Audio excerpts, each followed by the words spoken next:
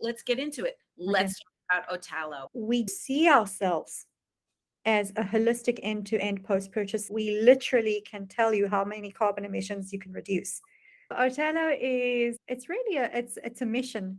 It's about understanding that the way that the retail industry today deals with returns, e-commerce returns, is unnecessarily expensive, difficult, inconvenient, and unsustainable. And with all of those things put together, you have to find an alternative.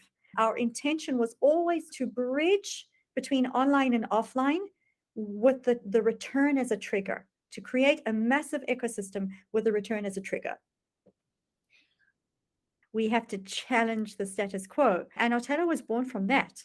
It was from the understanding that reverse logistics is simply backwards.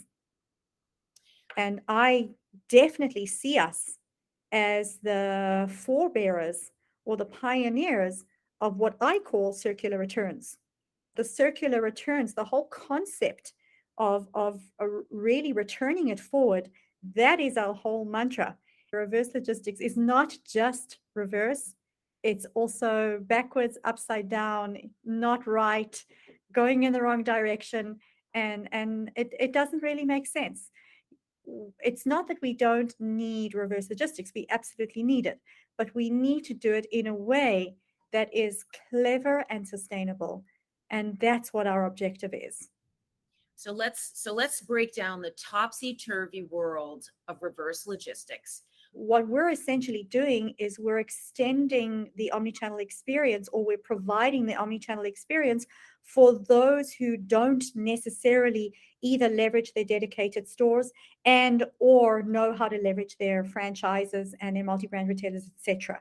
What we're doing is we're enabling it in places where it hasn't been enabled technologically up until today, because these areas, these authorized resellers, they're separate legal entities. OtailO really plugs into what we call circular economy paradigms.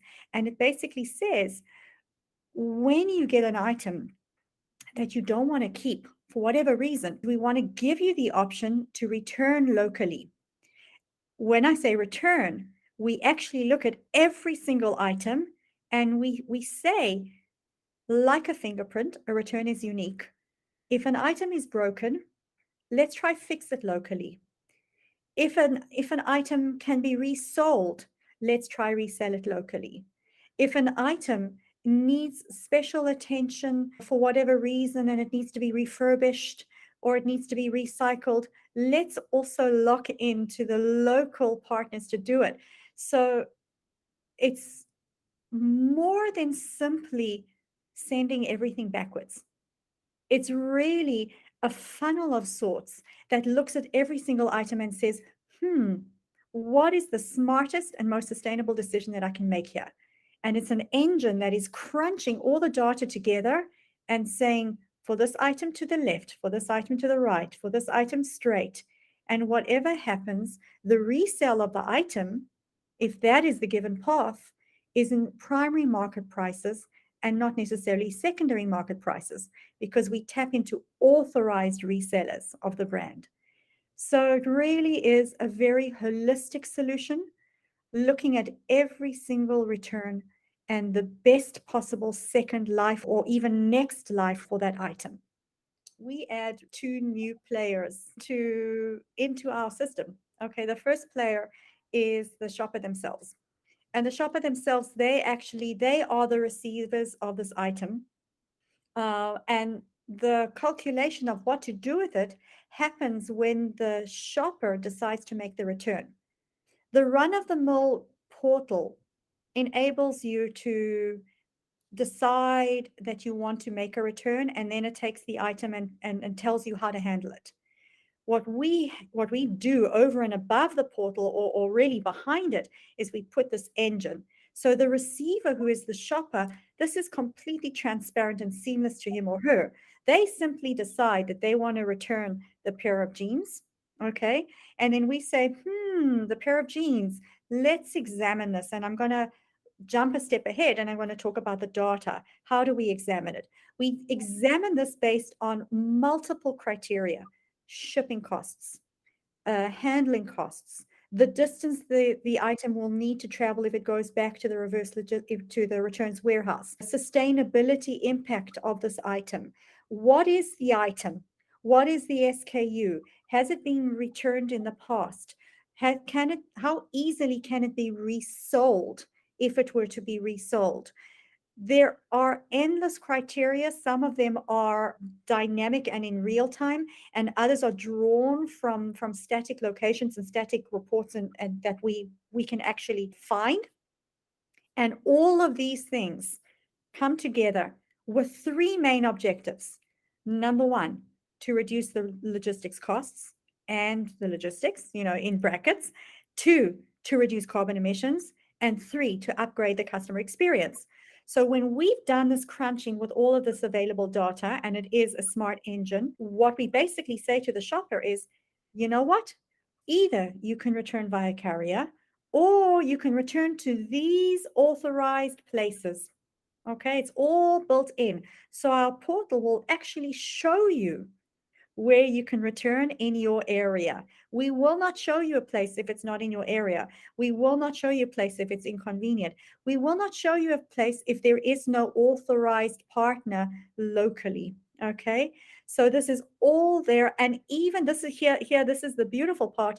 Even if for whatever reason the shopper decides not to return his or herself to the shop, we can still intercept the shipping label and we can still send it locally. So whatever happens, we're always thinking how we can mitigate the reverse logistics and leverage the local entities. It never was clear to me until this conversation, and I love those aha moments. Once you ship something to the customer, okay, they have it.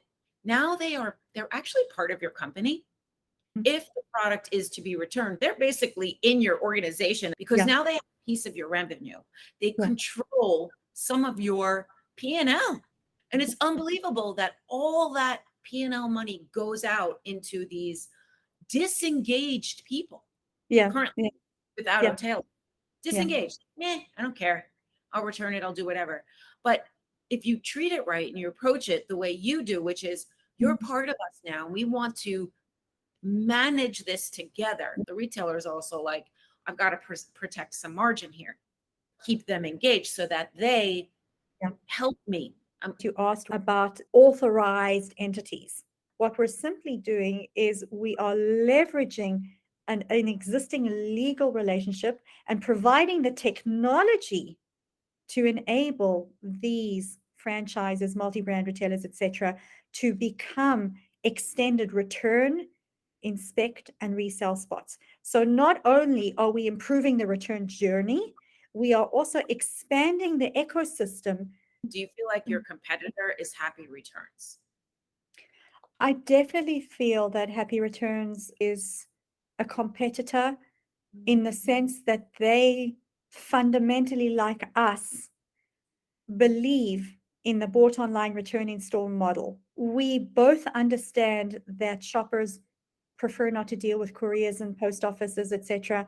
The difference between us and Happy Return is that we upgrade that. We take that a step further, because in the Happy Returns model, you are returning to a place which ultimately will give you a good experience and an earlier refund, but that return is still being aggregated, gathered, and sent to a warehouse.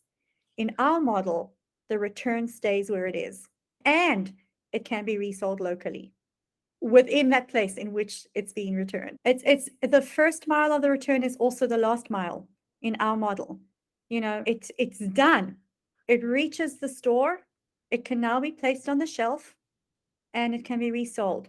So not only are we increasing the engagement of the store, of the physical store, we're also essentially enabling them to gain revenues from the resale. This is something that we're very, very excited about, because even before COVID, we know that the decline of footfall is something that the brick and mortar stores are facing on a regular basis. The need to reinvigorate the main streets, the importance of really helping smaller businesses. And our model is aiding retail recovery, and it's driving consistent flow of returners to the stores. When I talk about this, I talk about the win-win, and I talk about the extra players in the system. The one extra player is the shopper themselves. We've spoken about that. The other extra player is actually the brick and mortar, who in the past have waged war against the e-commerce players who they understand, rightfully so, that e-com is kind of doubling down and taking from their share. And now essentially they are taking from the e-commerce the potential to make a sale, to meet a new customer who would not necessarily have come into that store. So it really is a bridging of the online and the offline. And actually, I'm not sure whether you're planning on asking me this, but actually that's where the name OtailO comes from.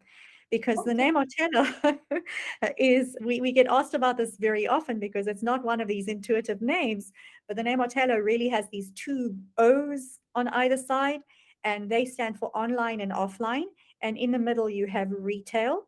And that's what we're doing. We kind of got here somewhat blindly as an industry. We were all of a sudden looked up from our desk and was like, wait a minute, we've got a big problem here.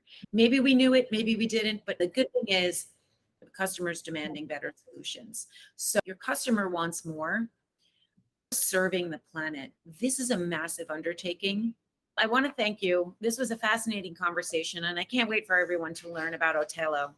Thank you very much. It's my pleasure, and I'm just so thrilled to be here.